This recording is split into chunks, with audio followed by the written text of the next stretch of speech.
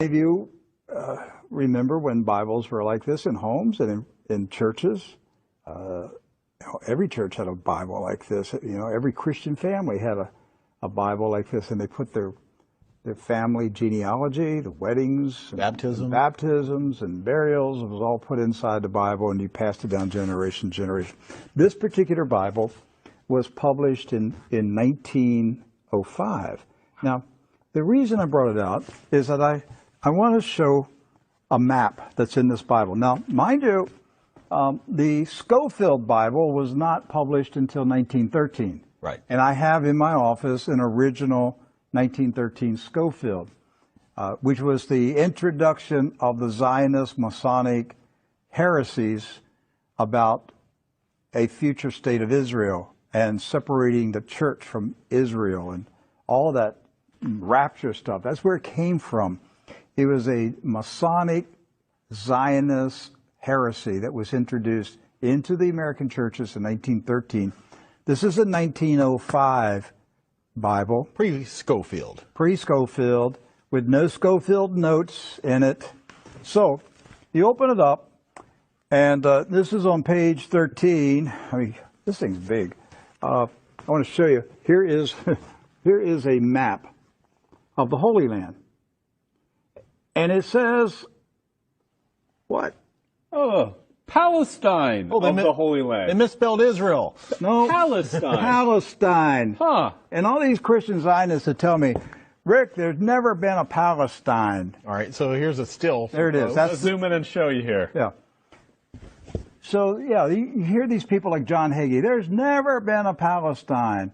Well, look at this Bible map from 1905. And most Bibles, yes, from then had a map of Palestine. And Palestine is in the Bible itself, in the Old Testament.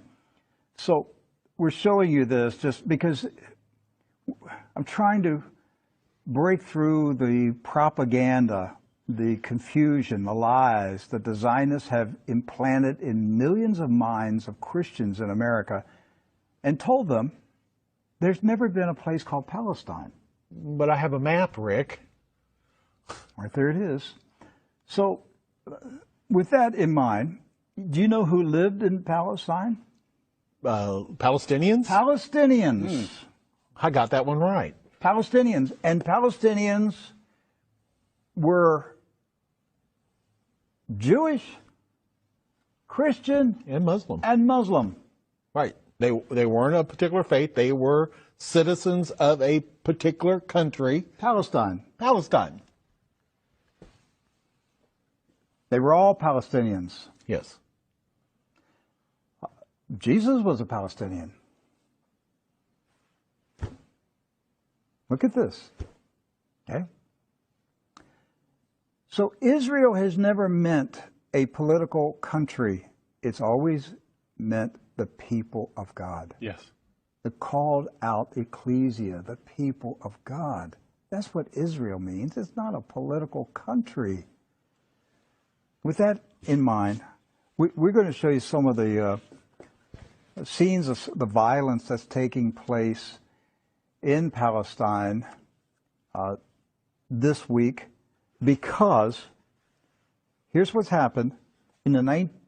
Following the 1917 Jewish Bolshevik Revolution in Russia, where the Jewish Bolsheviks went in and slaughtered the Romanov families in a satanic ritual, imposed communism on Russia, killed hundreds of thousands, literally millions of Christians, hundreds of thousands of Christian Orthodox pastors, and burned their churches, and just a horrible attack on the Russian church in 1917 and afterwards.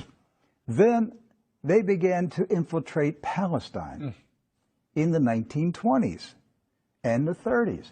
In the 1930s, there was a congressman in Texas, Lyndon B. Johnson, and he was smuggling guns and rockets and grenades from Texas to Palestine, putting them in the hands of the Jewish communist terrorists that were infiltrating Palestine. There was no Israel, no state of Israel. It was Palestine. And they crow about that. That's not a conspiracy theory. That's right from the Lyndon B. Johnson Library. The crates were called. They were marked Texas grapefruits.